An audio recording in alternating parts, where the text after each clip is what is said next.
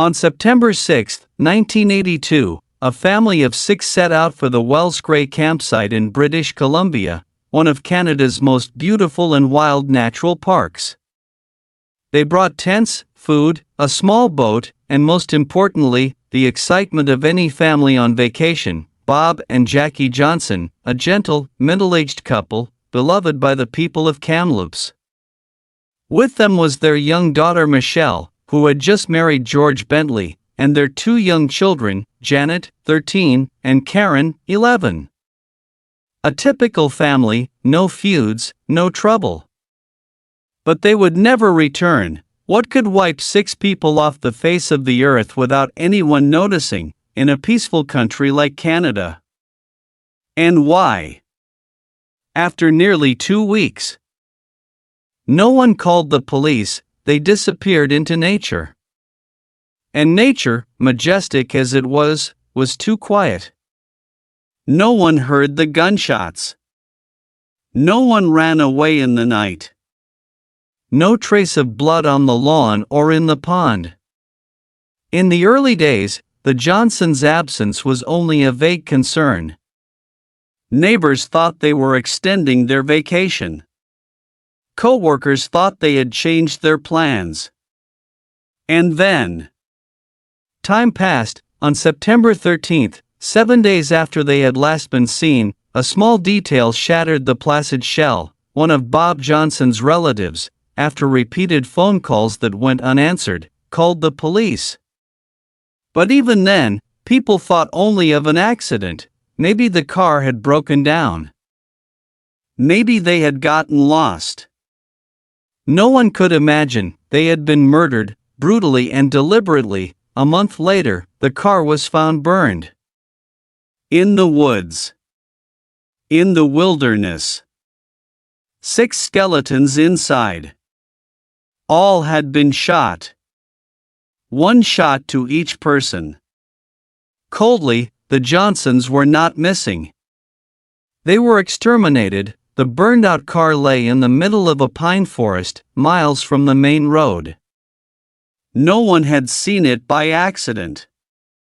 No one had smelled the smoke. And as the police followed every blade of grass, every tire track, every remaining bone, they knew this was no accident. This was a targeted murder, planned.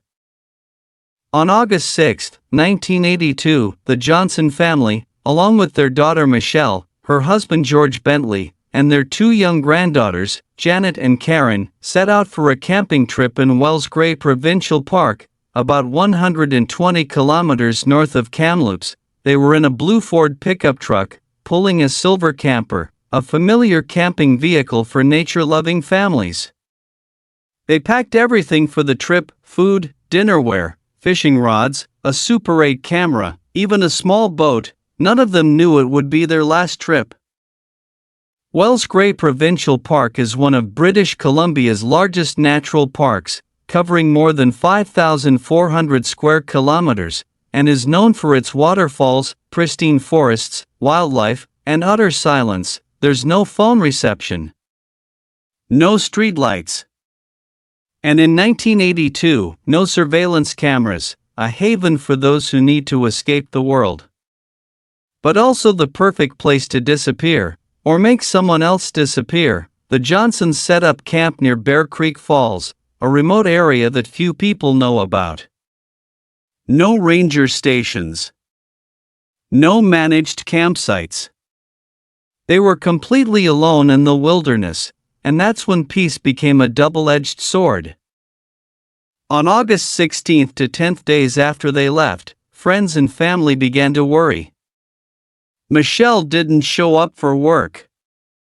The girls didn't return to school. No one called, no one sent the usual postcards, but no one really panicked. Who wouldn't want to extend the holidays until August 22nd? Still no news. At this point, Bob Johnson's parents called to report him missing, and then Kamloops police began an investigation. But the strange thing was, there was nothing to investigate.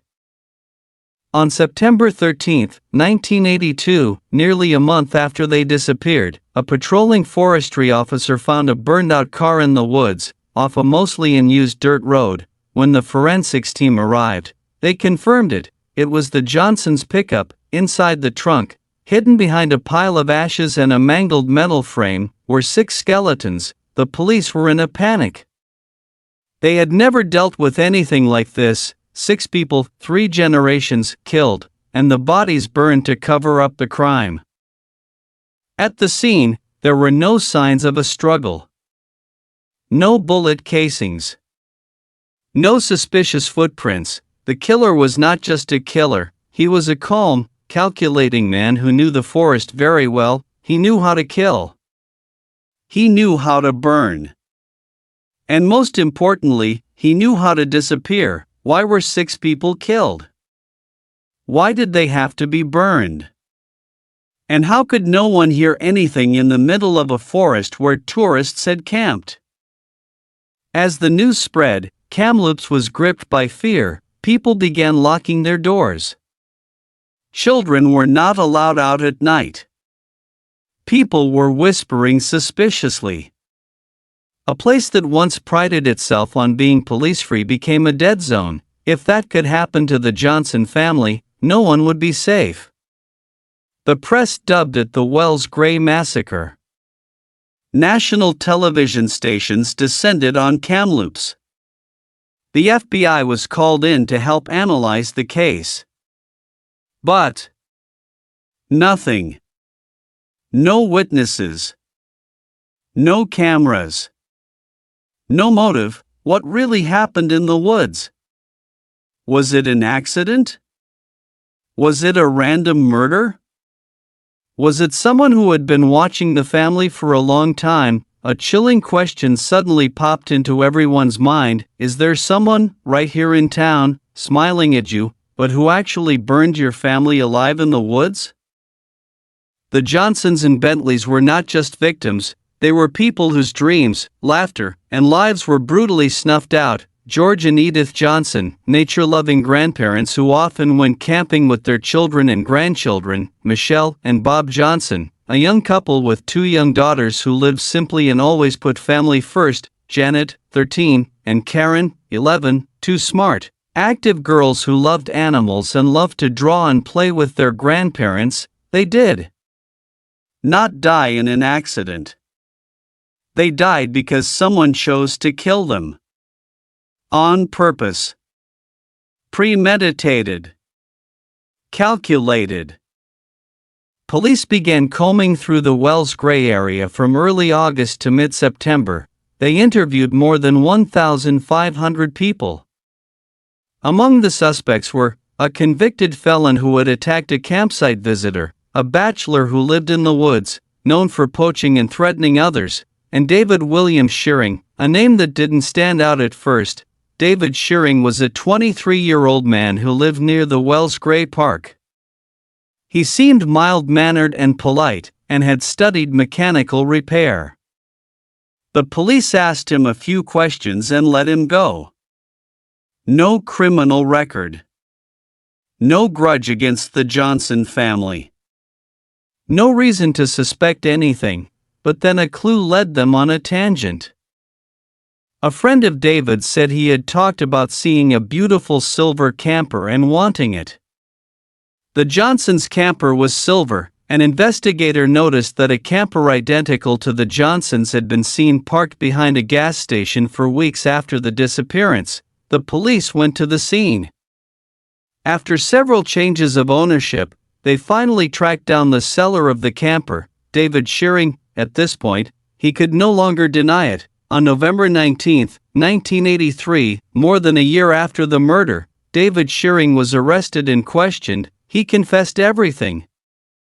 But what took everyone's breath away was the way he described the crime as if he were describing a picnic. I saw them camping at Bear Creek. I watched them for a few days. I just wanted the camper.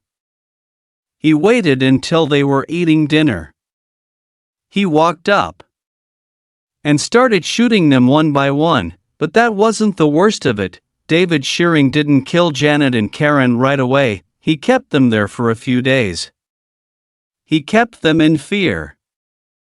And raped them. After he'd satisfied his sick fantasy, he killed them both, and burned the entire car to get rid of the evidence. No one could believe it. No one, not even the most seasoned cops, could keep calm when hearing that confession. A camper robbery, turned into a rape, turned into a massacre. How could a normal young man do something so terrible? What signs did he have that he was dangerous? But no one noticed. How could someone watch, plan, act and feel nothing after all? He looked at me and said, "Can I get parole if I cooperate?"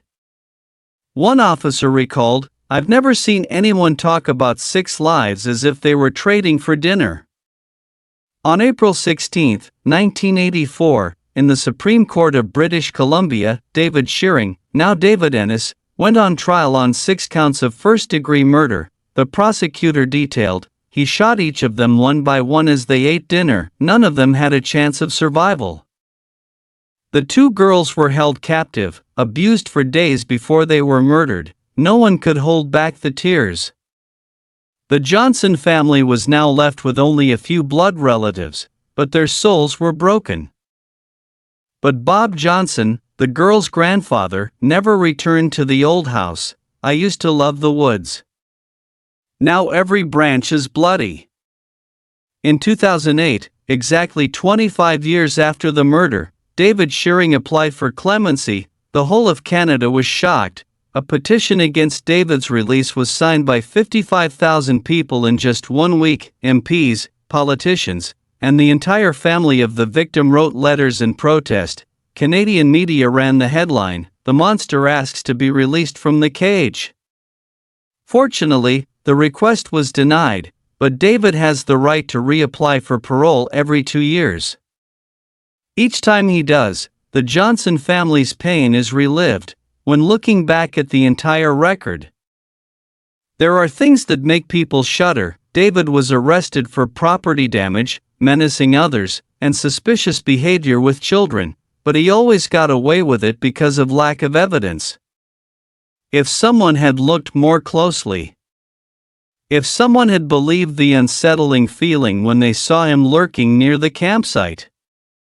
A retired investigator shared, "Always be vigilant, even in the safest places. Trust your instincts. If you see something wrong, speak up. And if you are in a position of power, protect the vulnerable before it is too late. We can't bring them back, but we can prevent the next tragedy from happening." British Columbia's Supreme Court Justice. 1984. Ellie, the imaginary girl in the opening, doesn't really exist. But Janet and Karen do. They did exist. They laughed, they dreamed, they lived, and then one day in the woods, everything disappeared. If it were your child, would you have enough time to save it?